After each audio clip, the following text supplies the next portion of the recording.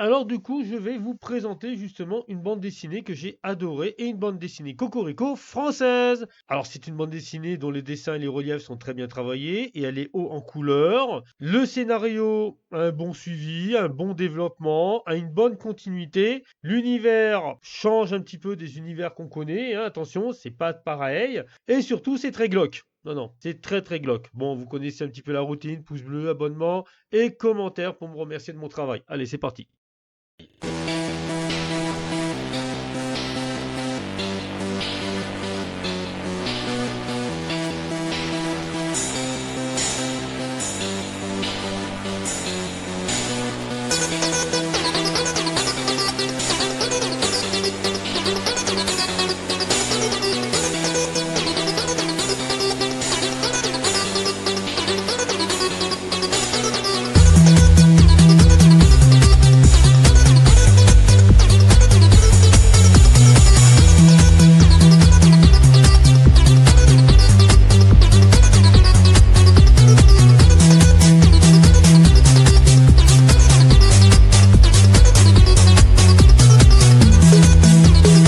Alors du coup, on va parler de l'auteur, parce que l'auteur, je l'ai rencontré, j'ai eu la chance de l'avoir face à face à moi, et pour rigoler, je lui ai même demandé s'il pouvait me faire une dédicace de ma fille aînée. Oui, depuis la naissance de ma fille aînée, quand je faisais tout ce qui était festival de bande dessinée, je demandais en fait aux auteurs de faire des dédicaces. Et en général, ça les faisait rire, ça les faisait sourire, et ils s'amusaient justement à faire ma fille dans tous les, on va dire, dans tous les délires possibles. J'irai pas plus loin. Et je me rappelle que l'auteur de la bande dessinée, ou plutôt le dessinateur de la bande dessinée, parce qu'auteur et dessinateur sont deux choses différentes, a eu une réaction totalement différente de ses confrères.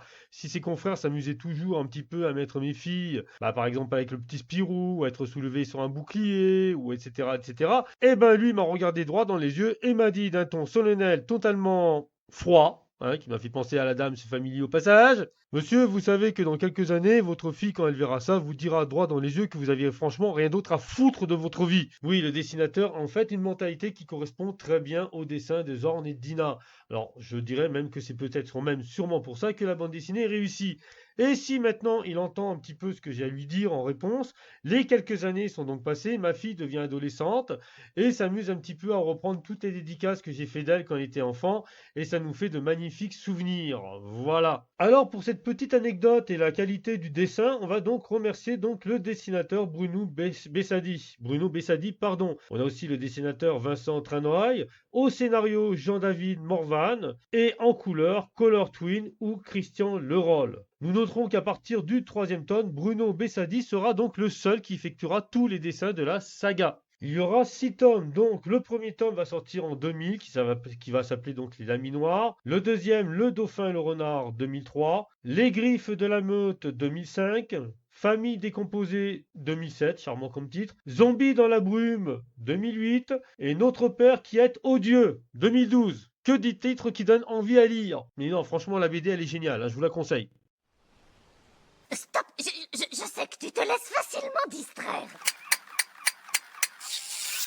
Mais j'aimerais que tu fixes ton attention sur moi. Alors par contre, je vous le dis, ce n'est pas un placement de produit parce que techniquement, bah, ce n'est pas à 26 abonnés qu'on va me proposer un placement de produit. C'est vraiment le fan qui va parler, un fan qui a adoré l'œuvre. Et ça va pas être non plus une émission où je vais vous spoiler la BD. Non, je vais pas du tout vous spoiler le scénario. On ne va parler que de l'univers justement de cette BD. Bah oui, le scénario a lieu dans un certain univers. Je vais pas vous parler de l'histoire. Je vais plutôt vous parler de l'univers. Point barre. Si vous voulez l'histoire, allez acheter la BD. Qui plus est, je vois qu'à l'heure actuelle, toutes les bandes dessinées ont été remises dans une seule et unique reliure, donc une sorte de BD intégrale. Et franchement, ça vaut le coup, hein. Non, non, franchement, ça vaut le coup. Bon, je précise qu'on ne fait pas lire ça à ses enfants. On attend quand même que les enfants soient adolescents. Voilà, on attend au moins un minimum de 16-17 ans, hein, parce que c'est vraiment du glauque. L'adore, elle est sympa, mais enfin, c'est une grosse tâche. Ouais, t'as raison. Et papa, au fait, grand-mère m'a dit de te dire, est-ce que tu pourrais monter le chauffage? Ses pieds sont tout froids. T'énerve pas, chérie. Mais combien de fois il va falloir te répéter la même chose, fiston? Ta grand-mère est morte! Mais je sais, Alors pourquoi tu continues à lui parler? je lui parle parce qu'elle me parle. Mon Dieu, chez mon Dieu, t'es vraiment un gros mytho. Du coup, on va se retrouver dans un monde médiéval fantastique avec tout ce qui va avec. Donc des chevaliers, des ours, des flèches, des mariages arrangés, du travail pour les enfants, manque d'hygiène totale et des superstitions totalement stupides justement qui remplacent toute loi logique ou toute règle scientifique.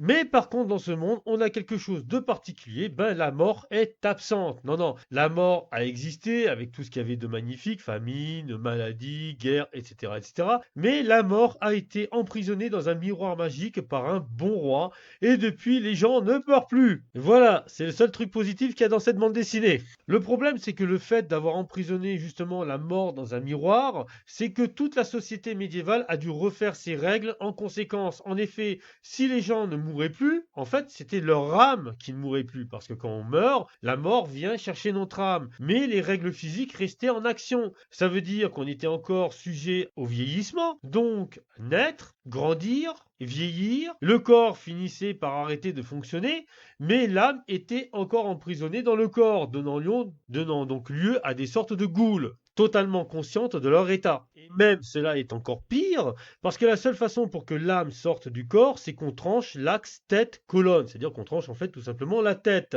Mais une fois la tête de tranchée, de quel que soit l'être vivant, l'âme sort mais n'est pas détruite et va donc se réfugier vers justement l'être vivant le plus proche. En gros, si vous alliez tuer une goule qui était en fait encore vivante, donc une personne transformée en goule en pourrissement mais encore vivante, par la décapitation, son âme sortait et allait directement en vous, et votre corps se retrouvait avec deux âmes. Oui, ça donne lieu à beaucoup de sujets de schizophrénie, hein. Les multipersonnalités dans cette bande dessinée y connaissent par cœur. Et cela, c'était pareil justement par rapport aux animaux. Vous tuez un animal, ben l'âme de l'animal rentrait en vous, et avec toutes ses caractéristiques physiques. Alors je n'irai pas plus loin parce que sinon là je vais spoiler, mais quand même dans la vie de tous les jours ce n'était pas évident, à tel point que dans ce monde, et franchement l'auteur, ben là je l'applaudis, il a pensé à toutes les répercussions. Le travail du boucher ne vient plus à préparer la viande, mais le travail du boucher vient plutôt à découper la viande d'un animal sans tuer l'animal en lui-même, pour ne pas aspirer son âme. Mais cela devient aussi un problème pour la gestion des vivants. En effet, parce que si avant, quand on mourait, notre corps pourrissait, il suffisait de l'enterrer, maintenant ce n'est plus le cas. Quand les gens meurent, ils sont encore vivants. Et la vie continue à exister. Les gens continuent à procréer, à donner lieu à des enfants. Et sur des générations et des générations, même si les corps viennent être détruits, les âmes continuent à vivre. Du coup, tout un système de laminoir a été créé, où en fait les gens âgés ou les ghouls qu'on rattrape à gauche et à droite, parce que quand on meurt on n'a pas forcément envie qu'on s'occupe de vous dans les laminoirs, sont envoyés en masse dans des usines de mort où une personne enchaînée va trancher la tête de chacun de ces individus pour aspirer son âme. On ne viendra donc pas non plus sur les techniques de combat qui sont créées afin de vaincre un adversaire sans le tuer et pour éviter d'aspirer son âme. On ne viendra pas sur beaucoup de choses. Alors là, ce que j'applaudis quand même dans la bande dessinée, c'est non seulement la qualité des dessins qui est magnifique, et en tant que fan de BD, je peux le dire, les dessins sont superbes, mais aussi la qualité du scénario et toute la qualité du travail qui a été fait autour de ce monde sans la mort elle-même. Alors, Cocorico, c'est une bande dessinée française. Alors, ce qu'il faut savoir, c'est qu'on a de très bonnes bandes dessinées en France, mais qu'on a tendance malheureusement à les zapper pour des bandes dessinées d'origine asiatique ou des bandes dessinées américaines dites comics. Mais je vous conseille quand même de vous tourner de temps en temps vers la France. On a de très bons auteurs et de très bons dessinateurs. Du coup, comme je l'ai dit, je ne rentrerai pas dans le spoil, hein. Je vous conseille d'aller chercher la bande dessinée et j'espère un jour retrouver l'auteur parce que bon, si j'ai beaucoup de dédicaces de ma fille aînée, j'en ai quasiment aucune de ma fille cadette, hein. Du coup, je retournerai vers cet auteur et je lui demanderai une dédicace de ma fille cadette. Voilà, qui me fera peut-être en mort-vivant ou en zombie, qu'on rigolera dans quelques années plus tard. Allez, bye bye, ciao, et lisez bien les mecs.